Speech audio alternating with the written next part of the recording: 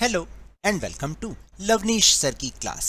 आज की ये शिक्षा निदेशालय राष्ट्रीय राजधानी क्षेत्र दिल्ली की वर्कशीट नंबर 43 जो कि कक्षा छठी के विद्यार्थियों के लिए है। यह ली गई है हिंदी विषय से और जिसमें हम एकांकी ऐसे ऐसे को जारी रख रहे हैं। तो चलिए बिना समय गवाए शुरुआत करते हैं मेरे साथ और समझने की कोशिश करते हैं। प्यारे बच्चों, अभी तक हमने लेखक विष्णु प्रभाकर द्वारा लिखी एकांकी ऐसे ऐसे का कुछ भाग पढ़ा और समझा भी। लेखक ने इस एकांकी में मोहन के माध्यम से उन छात्रों के मनोविज्ञान का चित्रण किया है जो अपना कार्य समय पर पूरा नहीं करते और बाद में भय यानी डर के कारण बीमारी का कोई ना कोई बहाना बनाते हैं। तो चलिए जानते हैं आगे की कहानी। तो दिए गए गद्यांश को ध्यानपूर्वक पढ़कर नीचे दिए गए प्रश्नों के उत्तर आपको देने हैं, तो हम भी उसको देने का प्रयास करेंगे। पहले हम पाठ के गद्यांश को समझ लेते हैं। मोहन, माँ ओ ओ ओ उल्टी आती है, उठकर नीचे झुकता है। माँ सिर पकड़ती है। मोहन 3-4 बार ओ करता है, थूकता है, फिर लेट जाता है। हाय हाय। माँ कमर सहलाती हुई, क्या हो गया? दोपहर को तो भला चंगा गया था, कुछ समझ में नहीं आता, कैसा पड़ा है? नहीं तो मोहन भला कब पढ़ने वाला है? हर वक्त घर को सिर पर उठाए रहता है। दीनानाथ जो कि पड़ोसी थे, अजी घर क्या पड़ोस को भी गुलजार किए रहता है, इसे छेड़ उसे बछाड़, इसके मुक्का उसके थप्पड़, यहां वहां हर कहीं मोहन ही मोहन। पिता, बड़ा नटखट है।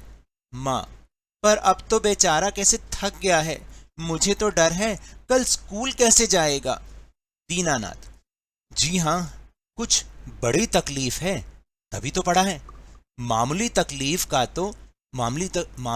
को तो ये कुछ समझता ही नहीं। पर कोई डर नहीं, मैं वैद्य जी से कह आया हूं, वे आ ही रहे हैं, ठीक कर देंगे इसे। तो देखा आपने किस तरह से मोहन की हालत बिगड़ती ही जा रही है और माँ और ज्यादा घबरा रही है, जैसे कि हम सब की माँ घबराती हैं। और पड़ोसी भी इस चीज को मान रहे हैं कि जो हर समय उधम मचाता रहता है, कभी इसको छेड़ना कभी उसको छेड़ना, शरारतें करता रहता है, ऐसा बच्चा आज कैसे पड़ा हुआ है। लेकिन उन्होंने ये आश्वासन दिया कि वो अभी वैद्य को कहकर आए हैं और वैद्य आके इसको बिल्कुल ठीक कर देंगे। तो चलिए अब हम चल रहे हैं अपने आसान से प्रश्नोत्तर पर। पहला प्रश्न है कि घर को सिर पर उठाना मुहावरे का अर्थ लिखकर वाक्य में प्रयोग कीजिए। तो देखिए, घर सिर पर उठाना या घर को सिर पर उठाना, इसका अर्थ है बहुत अधिक शोर मचाना या हो हल्ला करना। ठीक है, आयुष के दांत में दर्द क्या हुआ, उसने पूरा घर सर पर उठा रखा है, ये इसका वाक्य प्रयोग है, क्योंकि हो हल्ला मचा रहे हैं ना, चाहे किसी भी तरीके से मचा रहे हैं।